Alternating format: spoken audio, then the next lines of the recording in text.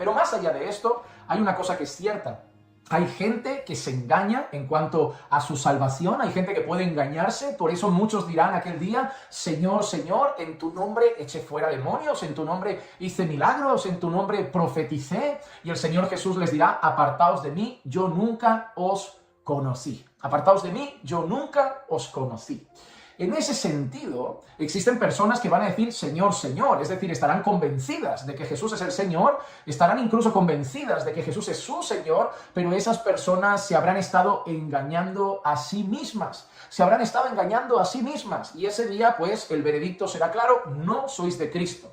También hay que decir que las palabras que el Señor Jesús les dirá no es dejé de ser vuestro Señor un día, es yo nunca os conocí. En ese sentido, sabemos que Jesús es verdaderamente Dios, sabemos que Jesús es verdaderamente hombre y Jesús es verdaderamente Dios y sabemos que conoce todas las cosas. Entonces, cuando dice yo nunca os conocí, no habla en sí de conocer a la persona. Tú eres Manuel, tú eres Pedro, tú eres María, tú eres Diana. No, está hablando en relación a su salvación y su comunión con Jesús.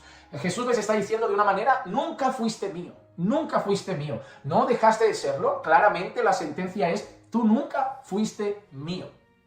Pero cuando leo ese pasaje, me hace pensar en algo importante.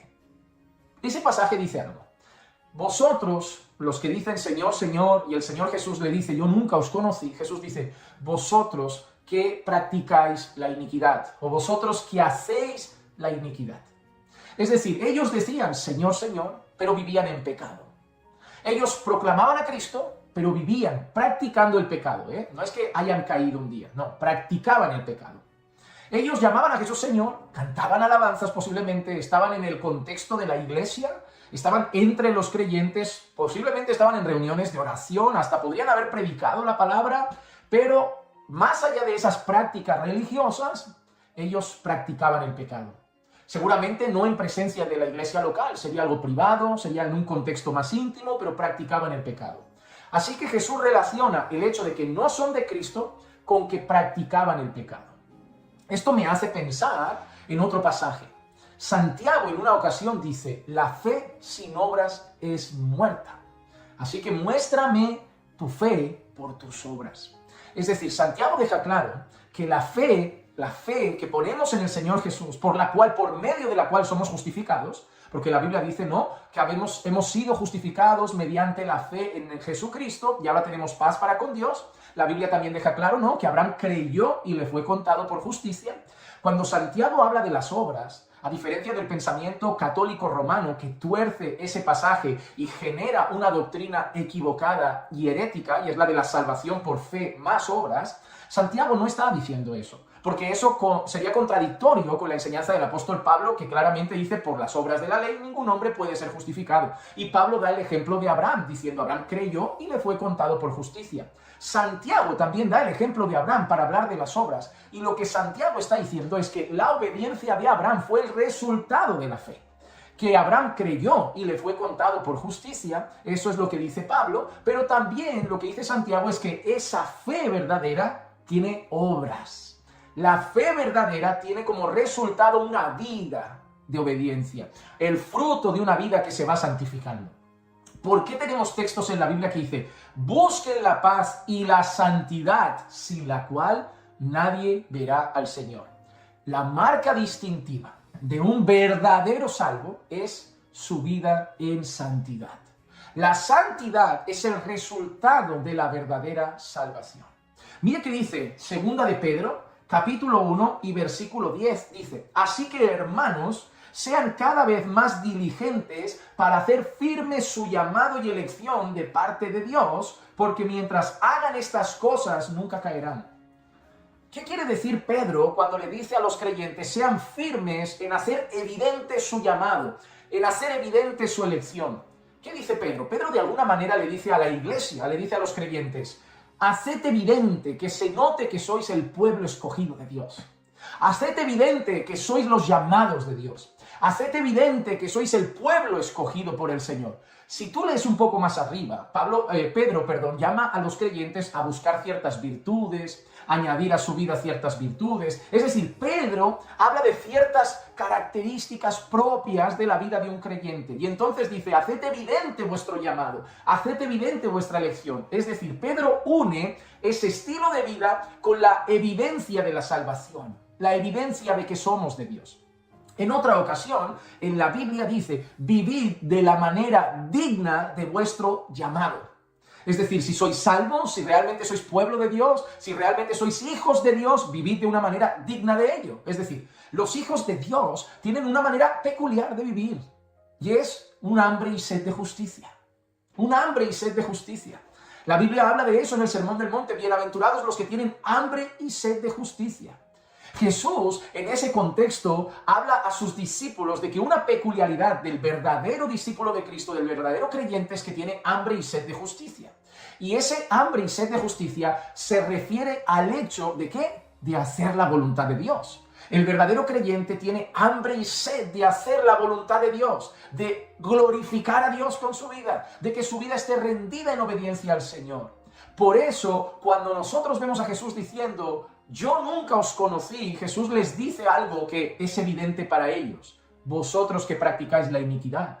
El apóstol Juan dice en una ocasión, el que practica el pecado es del diablo. Por lo tanto, hermanos, nosotros debemos tener claro que una de las cosas que a nosotros nos sirve para verificar nuestra verdadera justificación es nuestra relación con el pecado. No es solo nuestra relación con la oración, con la lectura bíblica, con el congregar, con la iglesia, es nuestra relación con el pecado. ¿Por qué tú dirás? Yo voy a las reuniones de oración de la iglesia, yo voy al culto de la iglesia, yo participo en un ministerio de la iglesia, pero en casa practico el pecado. Ojo, no estamos hablando de que has podido caer. La Biblia enseña que el cristiano puede caer. Pero, ¿cuál es nuestra relación con esas caídas? Lo odiamos, nos pesa, nos duele, quebranta nuestro corazón y corremos a Dios nuevamente buscando ser restaurados, fortalecidos, levantados, pero no llevamos una vida de pecaminosidad, no llevamos una práctica de pecado en nuestra vida. Es decir, somos la misma persona en la congregación que en el cuarto de nuestra casa, que en lo secreto de nuestro hogar. Nuestra justicia, nuestra obediencia, nuestra búsqueda de hacer la voluntad de Dios no es solamente externa. Jesús le dijo a sus discípulos, vuestra justicia debe ser mayor que la de escribas y fariseos. ¿Qué quiere decir Jesús? Bueno, los escribas y fariseos aparentaban, ¿verdad?, mucha piedad con sus ropas, sus largas oraciones en las plazas públicas, su apariencia externa, pero Jesús, ¿qué les decía? Laváis el vaso por fuera, pero por dentro sois sepulcros blanqueados. ¿Qué quería decir el Señor Jesús? Vuestra justicia debe ser mayor que la de escribas y fariseos. ¿Pero cómo, Jesús? Bueno, mira lo que te digo. Ellos solo cuidan la apariencia. Vuestra obediencia, vuestra búsqueda de hacer la voluntad de Dios tiene que ser sincera, de corazón. Tiene que ser fruto de un deseo genuino de vuestro corazón de hacer la voluntad de Dios. Ellos solo se cuidan de no adulterar en el acto. Yo os digo que el que mira y codicia y adúltero. Yo os digo que vosotros debéis luchar para no tener codicia en el corazón. ¿Recuerdan todas esas palabras que Jesús empieza a decir a sus discípulos? Entonces, Jesús quiere que la vida de obediencia, el hambre y sed de justicia que tienen sus discípulos sea genuino, de corazón. Por eso les dice que debe ser superior a la de escribas y fariseos. Por eso también dice, cuidaos de no practicar vuestra justicia para ser vistos por los hombres. De otra manera, ya tenéis vuestra recompensa. Y habla de qué, de oraciones, de limosnas, de ayunos. Por eso dice, cuando vayas a orar, no lo hagas con la finalidad de que todo el mundo vea que eres el hombre de oración, o cuando vayas a ayunar, cuídate de no ir a la reunión de amigos que están comiendo con la cara demacrada y decir, yo es que estoy en ayuno. Cuídate de no buscar el aplauso de los hombres, de no querer aparentar una espiritualidad ante ellos, que tu búsqueda de Dios, tu búsqueda de obedecer y de honrar a Dios sea genuina y de corazón. Nuestro deseo por santidad, nuestra lucha contra el pecado, nuestro aborrecimiento del pecado, es una evidencia de que Dios ha obrado en nuestro corazón.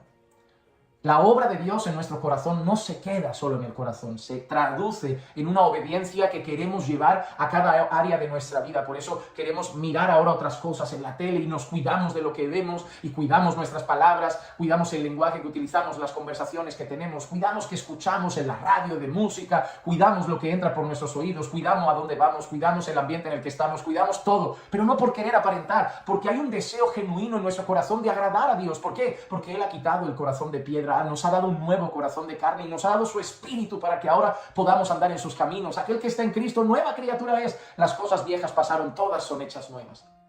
La pregunta no es si todas esas cosas te van a llevar a ser salvo. La pregunta es si haces esas cosas es porque verdaderamente eres salvo. Esas obras son el resultado, el fruto de una verdadera obra de regeneración hecha por Dios en tu corazón. Esas obras son el resultado y la evidencia de que Dios te ha dado un nuevo corazón. Por eso hoy te llamo a parar y meditar en tu vida, en tu relación con el pecado. Hoy no te pregunto si estás yendo a los cultos, que es importante. No te pregunto si estás orando, que es importante. No te pregunto si estás viendo buenas predicaciones, que es maravilloso. Te pregunto cómo está tu vida de santidad. Te pregunto cómo está tu relación con el pecado, tu búsqueda de hacer la voluntad de Dios, tu búsqueda de agradar a Dios, tu búsqueda de querer vivir para su gloria, tu búsqueda de querer que cada área de tu vida se rinda a su voluntad y aborrecer el pecado y quitar de ti todo lo viejo que no agrada a Dios, todo lo pecaminoso que ofende al Señor y ser tajante con ese pecado, odiar el pecado, aborrecer el pecado, querer estar lejos del pecado, ver la tentación y apartarse y salir corriendo porque no quieres en el fondo de tu corazón, te vea quien te vea o aunque no te vea nadie, no quieres desagradar a Dios. Ese es tu mayor deseo. ¿Cómo está tu relación con el pecado? ¿Cómo está tu relación con esa santificación que el Señor desea de ti? Porque lo dice la palabra, esta es la voluntad de Dios, vuestra santificación. Párate por un instante, deja de correr un poco, examina tu vida. Pablo lo dijo en una ocasión, examinaos para ver si estáis en la fe. Ve tus frutos, examina tu relación con el pecado, tu vida íntima y secreta, la que nadie mira. Recuerda que al final eso habla mucho de lo que se ha pasado en tu corazón o no ha pasado en tu corazón. Por eso la Biblia también dice, seamos hacedores de la palabra y no solamente oidores que se engañan a sí mismos. Mira qué fuerte. Hay personas que escuchan cómo se debe vivir a la luz de la palabra, las enseñanzas bíblicas a la luz de la palabra, pero no las ponen por obra. ¿Y qué dice la Escritura? Que se engañan a sí mismos. Posiblemente son los que dirán, Señor, Señor. ¿Por qué? Porque ellos sabían todo, pero se engañaron a sí mismos y el Señor les dirá, ¿cómo estaba tu vida privada? ¿Cómo estaba tu vida secreta? ¿Cómo estaba tu vida íntima? ¿Ahora entiendes por qué te digo que nunca te conocí? Paremos nuestra vida, examinemos nuestro caminar, sobre todo la parte más íntima, la que nadie ve, la que solo los ojos del Todopoderoso contemplan. Y entonces, si ves que en ti no hay vida espiritual, arrepiéntete, arrepiéntete de esos pecados que quizá ni el pastor, ni los hermanos, ni nadie conoce. Arrepiéntete de esa práctica pecaminosa y corre a Cristo, porque quizá este vídeo ha llegado a ti para que vuelva a traer a tu corazón la esperanza verdadera de salvación que solamente está en Cristo. Arrepiéntete hoy. ¿Quién sabe si Dios hizo llegar hoy delante de ti este mensaje para que dé un basta ya en esa actitud que estás teniendo, en esa hipocresía que estás viviendo y Dios te diga ya de alguna manera, basta, arrepiéntete y corre a Cristo para verdaderamente ser salvo? Dejamos todo esto en las manos del Señor.